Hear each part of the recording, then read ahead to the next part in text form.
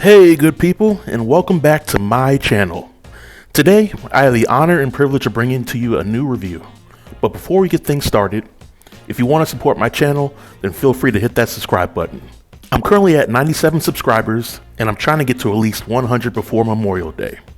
So let's jump into the review. For nearly 20 years, the Fast and the Furious franchise has been running on all cylinders, giving fans 9 movies that have grossed nearly $6 billion in the process. Who would have thought that a franchise would go off starting as a story about a group of misfits, racing cars and stealing DVD players, to a story about a group of superheroes saving the world and traveling into space? I had the pleasure of seeing an early release of this much anticipated, highly requested Fast and the Furious 9, or F9 as the movie title reads. And after seeing this movie, I wrestled with the idea of sharing spoilers in my review. But then I thought to myself, this is the Fast and the Furious franchise. If you've seen at least 3 of these movies, then you've pretty much seen them all. The plots are essentially the same.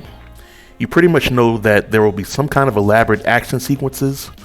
The laws of physics usually go out the window. The plot armor is thicker than government cheese, and there's always a happy ending. Well folks, Fast and the Furious 9 pretty much follows that same formula.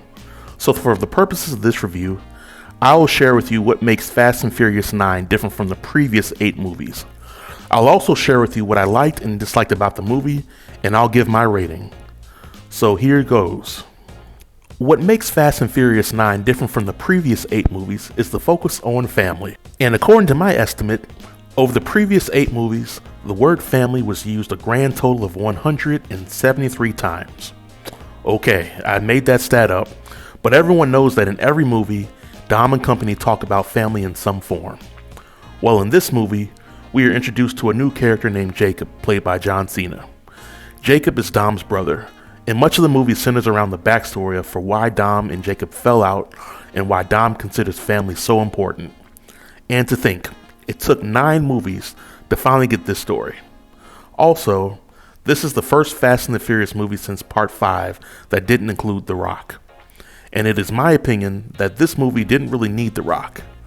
The Rock plays the character Hobbs, and in Fast and Furious 5, he was a very interesting character that brought something unique to the storyline. But as his character was featured in more and more movies, he became more of a prop for one-liners and fight scenes. So here's what I liked about Fast and the Furious 9.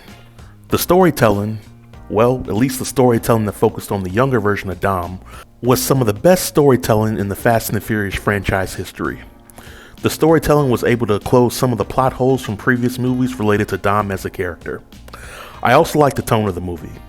In my opinion, Fast and the Furious 9 takes a more serious approach versus the previous movies. Tyrese is still the comic relief for the movie, with Ludacris to play off of him from time to time. But to my surprise, Tyrese's performance was actually dialed down for previous movies. Of course, from the trailers, you know that Han is back. And I will say that the explanation they gave for Han coming back was actually believable in my opinion. It surely was more believable than the explanation they gave for Letty coming back, from a clear-cut execution. And with all this talk about family in the Fast and Furious franchise, it was nice for the movie to finally give Giselle a mention in a flashback scene. The poor girl died a gruesome death several movies back, and they didn't even give her a funeral scene, nor did they talk about her since that death until this movie. And lastly, the action sequences in this movie are top-notch. With a movie called Fast and the Furious, we actually get to see several car races, or races against time scenes, and the movie felt like it was going back to its roots there. Now on to what I didn't like about Fast and the Furious 9. Mia Toretto is back in action. While I like Jordan Brewster as an actress, her character Mia Toretto really didn't contribute anything tangible to the storyline since Fast and the Furious 5. And that really doesn't change here.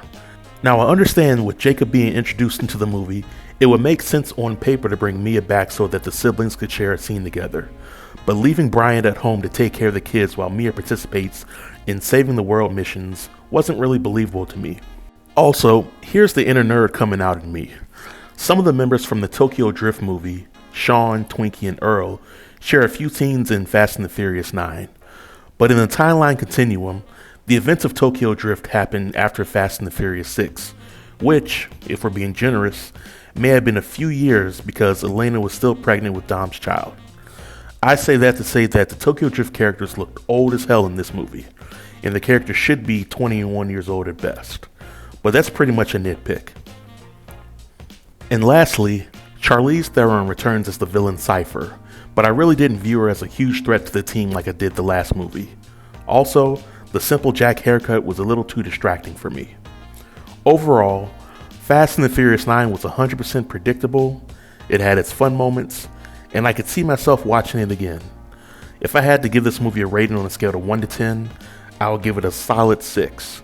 And if I had to rank all the Fast and Furious movies from my favorite to least favorite, here's how I would rank them. The top spot will go to Fast and the Furious 5, followed by Fast and the Furious 4, then Fast and the Furious 6, then the first Fast and the Furious movie, then Fast and the Furious 9, followed by Part 7, Part 2, Part 8, and then Tokyo Drift. Well, this concludes my movie review.